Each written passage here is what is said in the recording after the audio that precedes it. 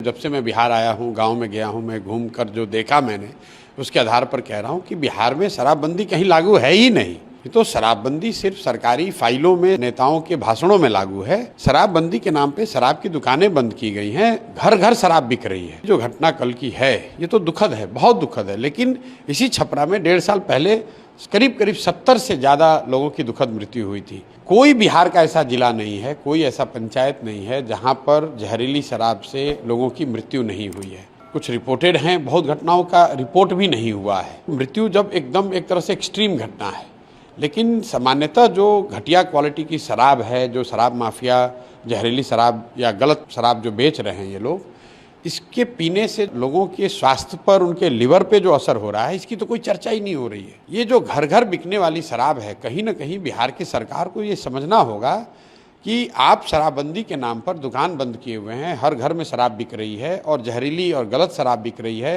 10 रुपये की शराब 100 रुपये में बिक रहा है। और ये सारा कुछ का फ़ायदा किसको हो रहा है? फ़ायदा यहाँ के भ्रष्ट अधिकारियों को हो रहा है, यहाँ के भ्रष्ट नेताओं को हो रहा है।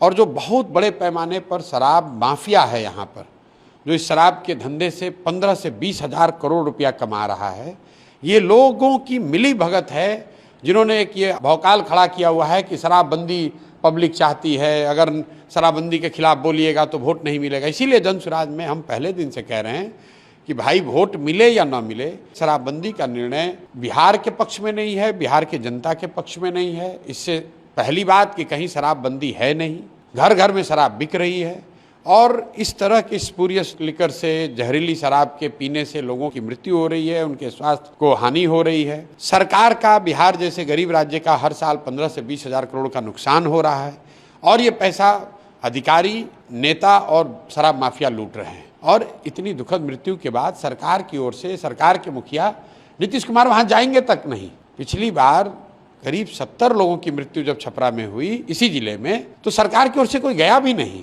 कोई अधिकारी जाएगा, खाना पूर्ति करेंगे, फिर वही बात हो जाएगी।